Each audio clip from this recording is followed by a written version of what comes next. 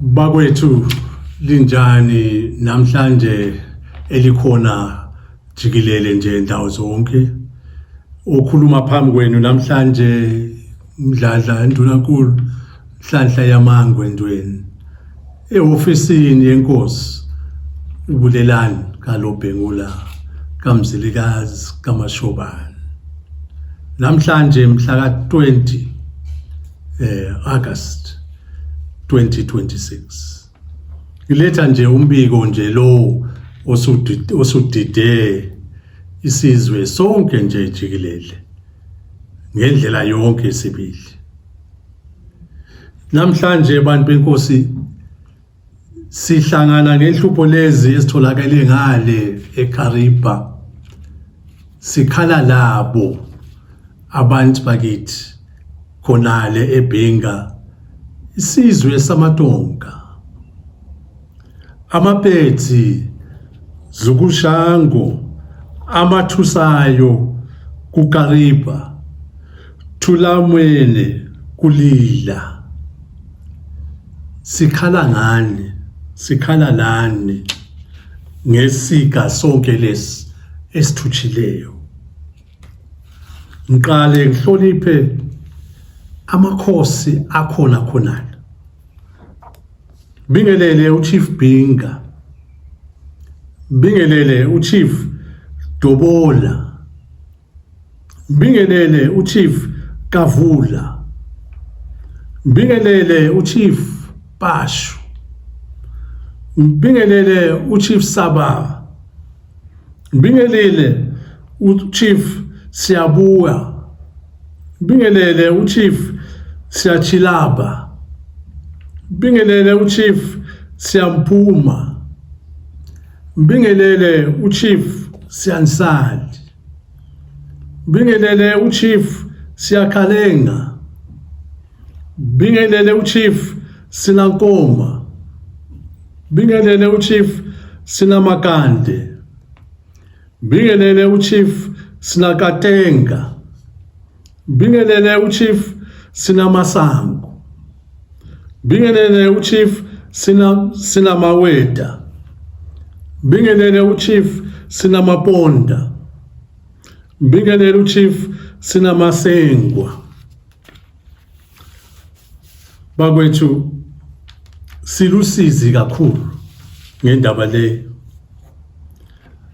namhlanje asikhangeli ukuthi mhlawumbe abanye phezulu abakhokhela elizwe balezikhundla abani asikhangeleli ukuthi abanye abantu endaweni ezitshiyeneyo balezimali banothe kanjani namhlanje into le iyasihlalisa phansi sonke silingane ngendlela leyana esazala ngayo ukuthi uSomandla wasiletha emhlabeni sinqunu lamanje uSomandla uzasithatha nje sinqunu futhi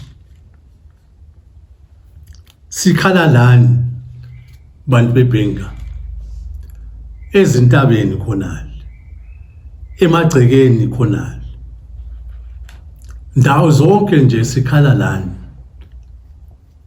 isika lesi esimangalisayo kakhulu ukuthi abantu batshone ngendlela leyo kuyasipeda nje amalawulo ukuthi sithini ngakho okwethu ukuthi sizilethe kini ngobuntu bakithi abalungu bathi ubuntu nxa befaka ku dictionary khonale bathi kutsho ukuthi mina ngikhona ngenxa ukuthi wena ukhona kahle nxa wena ungekho mina angikho bathi yikho okuthiwa ngubuntu nxa usukhangela i-dictionary ye-Oxford ukuthi indaba yakhona yahamba njani emanzini abantu bazibagalule bafe ngendlela ebuhlungu kakhulu nanso ke igama nanto ke singathini ngakho bantu benkosi unehanda usebulele abantu eBhinga. Ligama elijileyo engiliphosayo. Ngithi ubuye nehanda usebulele abantu eBhinga. Bantu benkosi, ngibamba indaba enzima kakhulu leyo.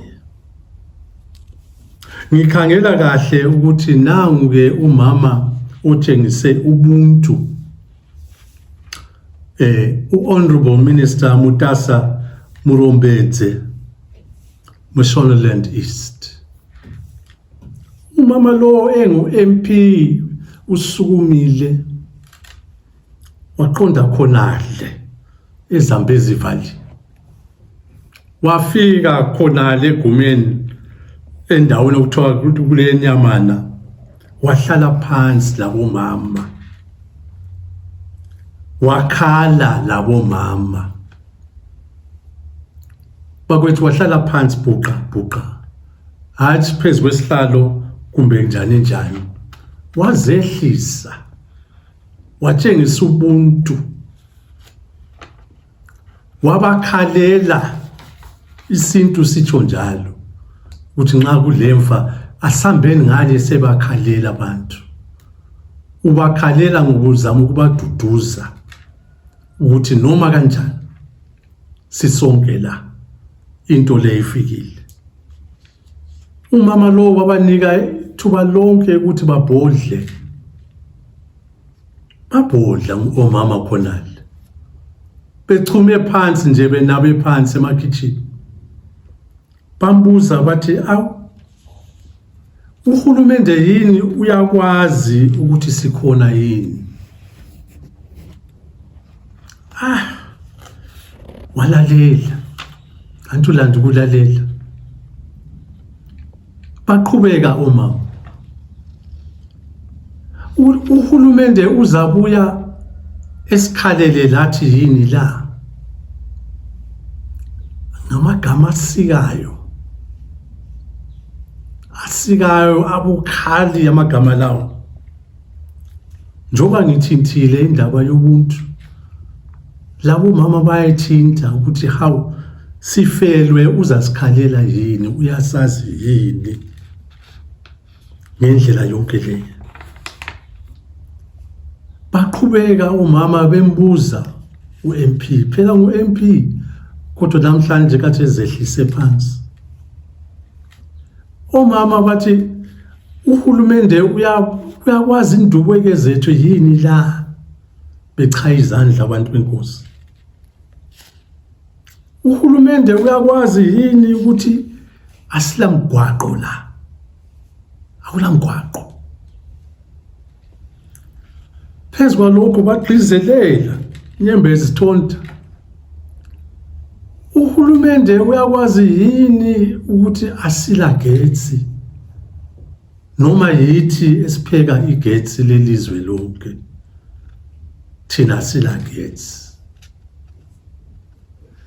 Imbuzo leyi bantu benkosi inzima, uma iphuma lapha enhlizweni, ichaya khonapha, iyakhupha indoda ibhaji, ahlale phansi, alalele ukuthi kumele senzeni. Baqhubeka umama. Uhulumende uyakwazi yini ukuthi kulobandlululo? Ngomama bakhuluma khonokho khonale eBhinga, bebuza umntwana enkosi lo ofikileyo ongu-MP ukuthi uhulumende uyakwazi yini ukuthi kulobandlululo. Igama elijiyileyo lelo. Baphindelela futhi bathi uhulumende uyakwazi yini ukuthi sikhona? Bantu benkosi, baze bakhale ngendlela ebuhlungu lolu. Baphindelele omama bathi uhulumende uyakwazi yini ukuthi sidabukile, siphakathi kwenkinga ephezulu, inyembezi ziyathonta, uyakwazi yini uhulumende? Iqiniso elikhona thina abanye nxa sibala izinto lezi sithi hayi umongameli kasuke ngale esigodlweni afike khona leBhinga ahlale phansi labo umama. Abakhokheli nje jikelele umhlaba wonke bayakwenza khonokho nxa isika esinje sesifikile. Asoze babone behlezi khatshana, basukuma batshengisa ubuntu, bafike bahlale phansi. Baqhubeka omama sebebika bathi sizwile ukuthi uhulumende ungale eKariba. Bathe gwaqa iziphathamandla zehulumende ngaphansi kwamatende. Sesikuzwile lokho, kodwa into esididayo ingcwabo ingapha kithi emakhaya, emagumeni ethu. Asikwazi ukuthi benzani ngale eKariba, kodwa inyembezi zithonta ngapha kithi. Into ebuhlungu leyo nxa sesiyibala encwadini ebhalwe ngu-MP Law. Baqhubeka omama bathi akula muntu ofike ngapha kithi, asibonanga izandla ezivela phezulu zisixhasa lapha lalapha. Lakho akukhanyi ukuthi sisebenza sonke phakathi komsebenzi lo. Indaba ebuhlungu bantu benkosi, indaba enje nxa thina abanye sesiyilalela ukuthi sikhuluma ngendaba ilizwe lithole uzibusa 46 years ago. Abantu bakhulume ngendlela leyi njengomama laba bekhala. Yikho siyaphinda ngombono wethu ukuthi hayi umongameli kazehlise.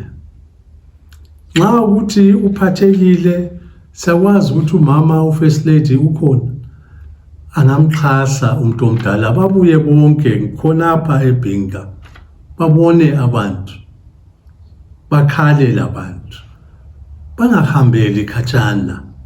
Asosikhathi lesi lakho nxa belabacebisi abathi hayi president abaphendule ukuthi hayi namhlanje ijazi lami ngilibeka phansi, ngingumuntu, ngikhala labantu, kube njalo.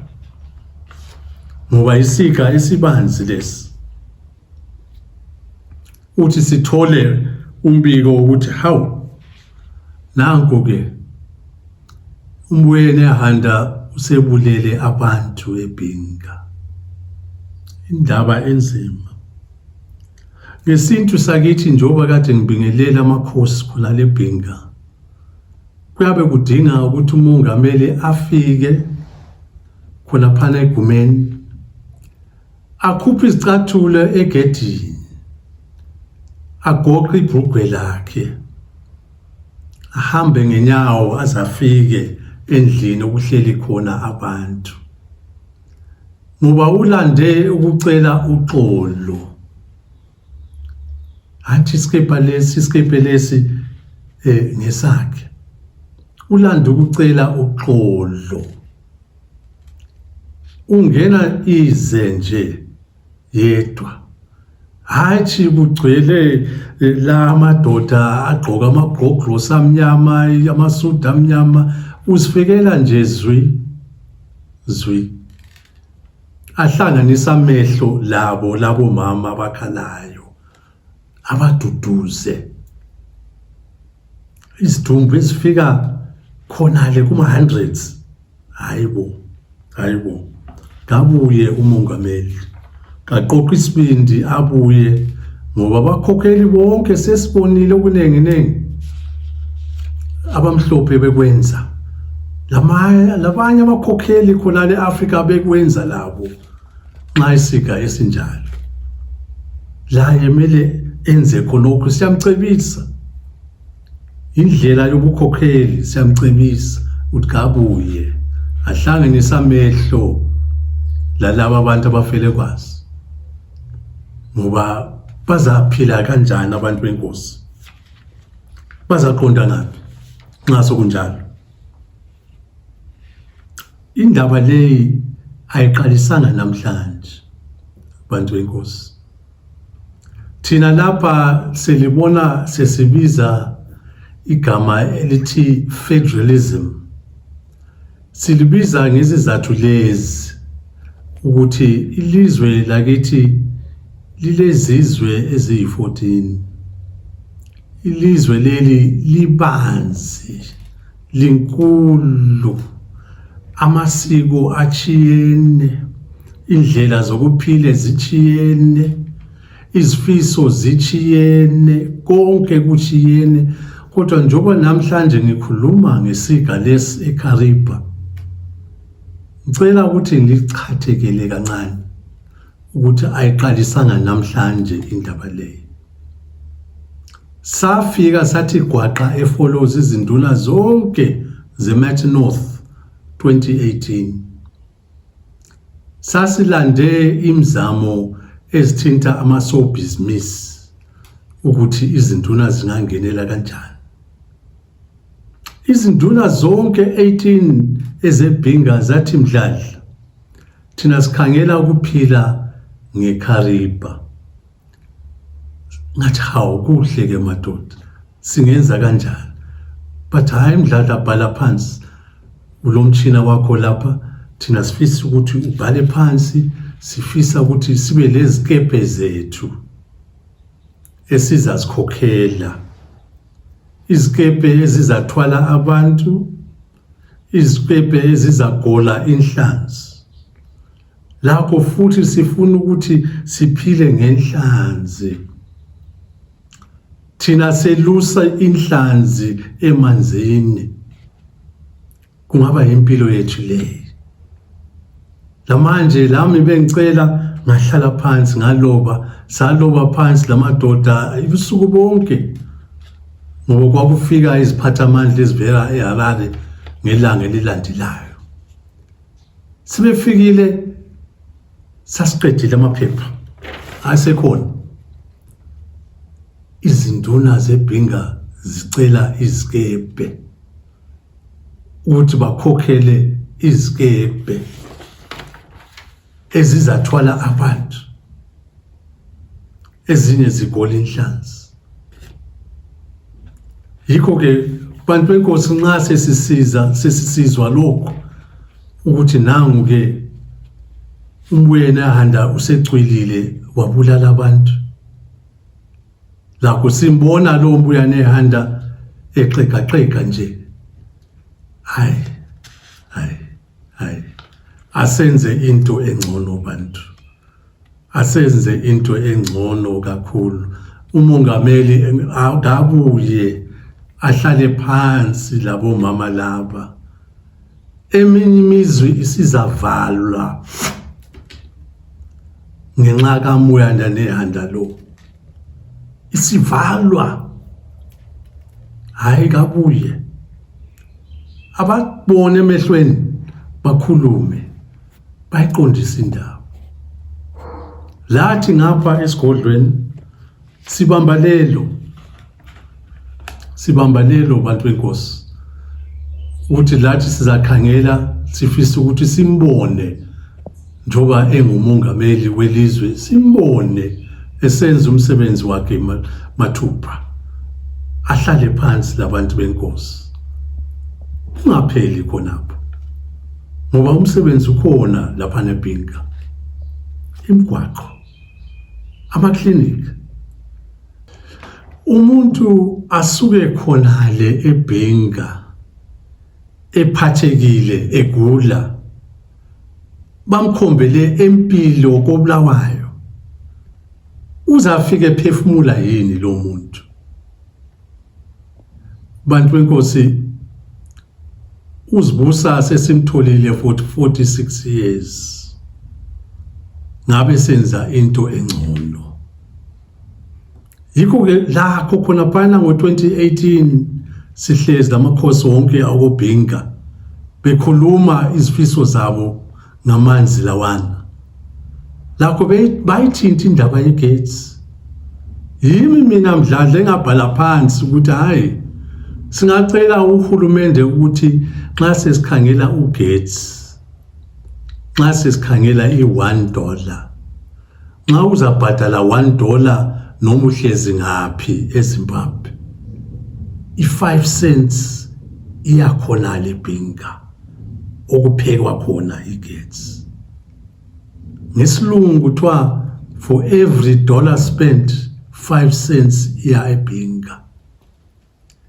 Bantu benkosi, ngabe ebhinga sebelemgwaqo, ama-clinic, izibhedlela, ngabe balakho konke, ngabe abadubi muntu, ngabe uhulumende wavuma isikhalazo sethu ngo-2018. Manje sesibona isika lesi. Mahlabezulu, federalism yiyo zwi enika umuntu lo muntu amandla akhe. USomandla ubathandile ngale bhinga wabanika amanzi wonke lawana, mele baphile ngawo lawo manzi. Mhlawumbe kwenye indawo uSomandla ubanike igolide abanye abantu abaphile ngalo. Kwenye indawo uSomandla ubanike ama-diamond akhonale kabaphile ngakho. Kwenye indawo uSomandla ubanike isihlahla amaplanka amaningi kabaphile ngakho. Sikhuluma nge-federalism esidingakalayo. I-federalism ingaphezulu kwepolitiki. Asikhulumi ngama-political parties, hayi.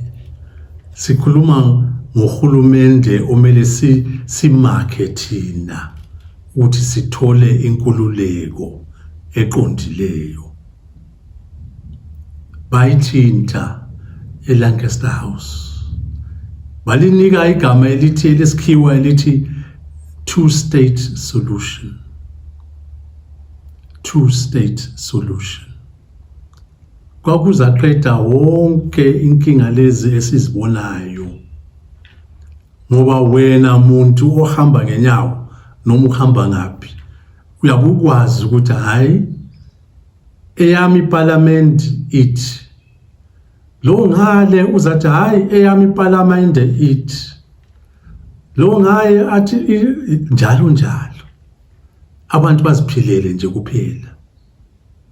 Enxe sichiye izihlalo nje ezimbili ezizathatha ngu-central government. Izihlalo zokukhangela amabutho lesihlalo sokukhangela ezinye izizwe kuphela.